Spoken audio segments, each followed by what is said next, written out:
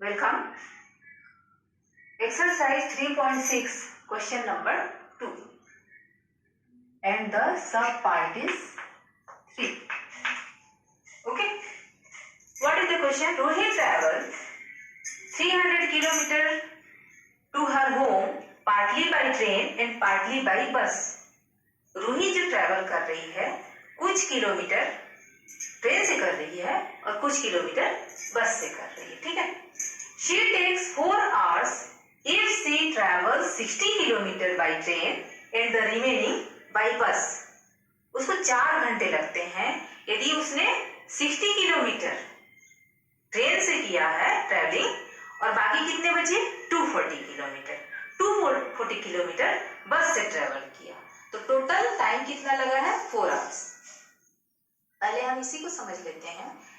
If the speed of train would be x kilometer per hour and speed of the bus equal to y kilometer per hour, then in this condition what is the time taken by traveling in train plus time taken by traveling in bus? T1 plus T2 equal to 4, isn't it? And what is about T1? Time equal to distance upon speed.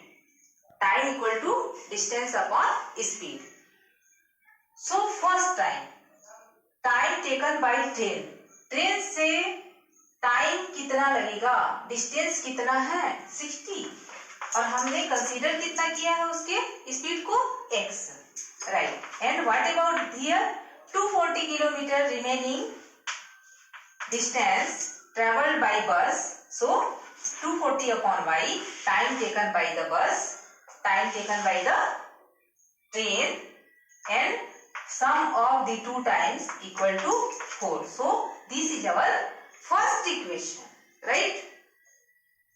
Got it? She travels 100 km by train and the remaining by bus. 100 km train से बाकी कितना बचा 200 kilometre.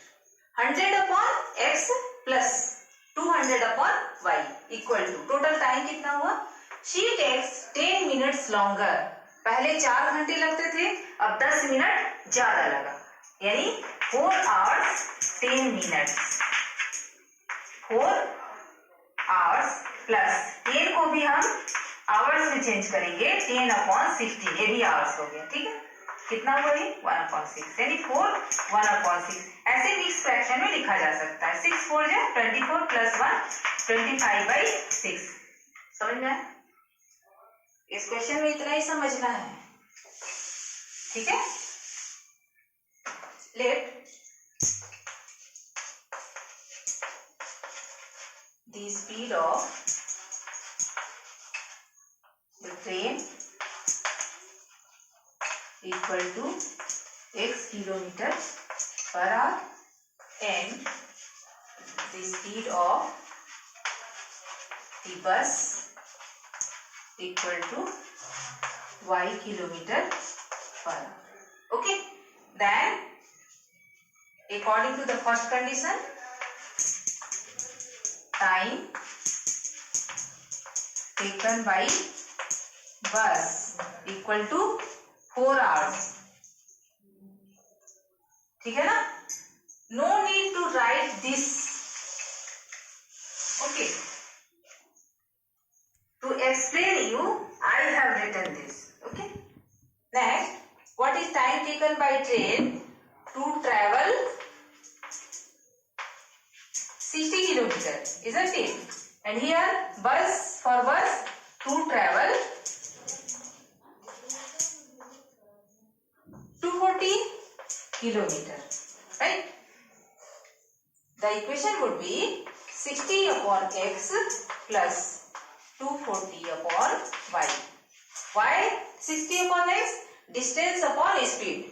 Here distance traveled by the bus upon speed of the bus equal to. They together have taken time 4 hours. So this is our first equation. Okay. According to the second condition, kilometer by train, that is 100 upon x. And what about traveling by bus? 200 kilometer is left. So 200 upon y equal to how much time? Time is 4 plus 10 upon 60, isn't it? Or 100 upon x plus 200 upon y equal to, what about this? I explained you, this is 25 upon 6. Okay. So this is equation 2.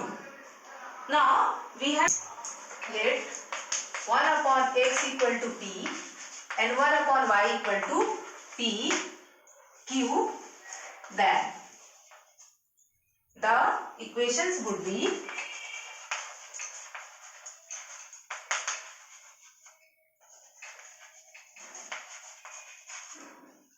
क्या हो जाएगा equation? यहाँ 60 था ना, 60 p plus 240 q equal to 4. And next one 100 p plus 200 q equal to 25 upon 6. Right?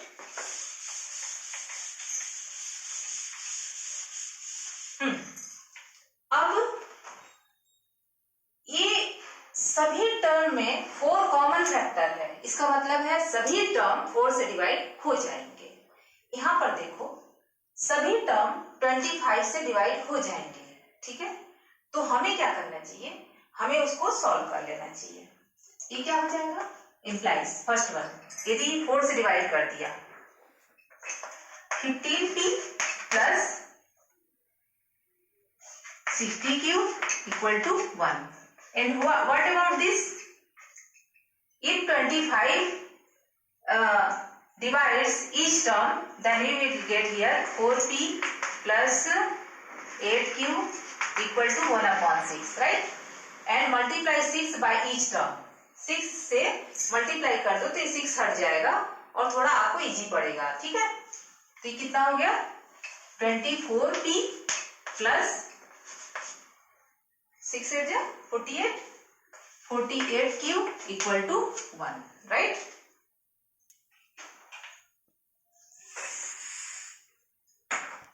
Equation 3 and equation 4 किसी भी method से अब आप सॉल्व कर सकते हैं. ठीक है ना. हमें क्या करना होता है? हमें कोफिशिएंट को इक्वल करना होता है. ठीक है, 24 का मल्टीप्लाई किससे करेंगे? फर्स्ट 3 से, और 4 में किसका मल्टीप्लाई करना है? 15 से. ठीक है, इट्स ओके. अब एक चीज हम लोग को ध्यान रखना है कि इन दोनों में 15 और 24 में 3 कॉमन है कि नहीं? एलसीएम निकाल लेते हैं. Find out LCM of 24 and 15. It is 120. LCM कितना है? 120 हो रहा है. LCM of 15 and 24 equal to 120. ठीक है, तो 50 का किससे मल्टीप्लाई करेंगे 120 हो जाए? 8 से. तो 8 का मल्टीप्लाई करना चाहिए इससे, और 24 का किससे मल्टीप्लाई करेंगे 120 हो जाए? 5 से. तो 5 से इसका मल्टीप्लाई कर देते हैं. तो ये क्या हो जाएगा? दोनों टर्म इक्वल हो जाएंगे, मतलब कोफिशिएंट इक्वल हो जाएगा और हमें आसानी हो जाएगी. और ये कॉन्सेप्ट यदि आपको समझ में नहीं आता है तो कोई बात नहीं बेटा, आप किसी भी तरीके से बनाइए. आप जैसे जैसे सीखे हैं, क्रॉस मल्टीप्लिकेशन से या सब्स्टिट्यूशन से या फिर एलिमिनेशन से, जैसे 24 का पूरा मल्टीप्लाई कर दिया, 15 का पूरा मल्टीप्लाई कर दिया, तो भी आपका आंसर सही आएगा. ठीक है, but here if you multiply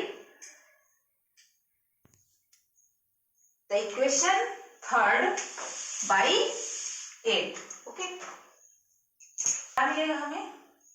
हमें मिल रहा है 120p प्लस 860 जा 480q equal to 8, and multiplying this equation by 5, 120p plus 5 into 4 48, that is 240q equal to 5, right? On subtracting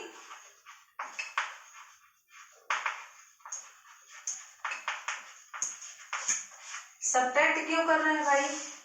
because these two terms have same sign, sign change कर लेंगे, minus, this is also minus, इसको bracket में लिखना चाहिए, right? ये cancel हो गया। यहाँ पर क्या आ जाएगा? 480 minus 240, that is 240 cube equal to 8 minus 5 3, cube equal to 3 upon 240, that is 1 upon 380, 1 upon 80, cube equal to 1 cube equal to 1 upon 80।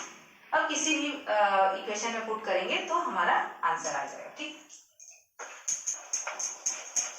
क्या मिल जाएगा हमें? यहाँ पर है 15t plus 60 cube equal to 1, this implies 15t plus 60 into 1 upon 80 equal to 1। 15t plus, solve करो, 60 upon 80, 3 upon 4 equal to 1।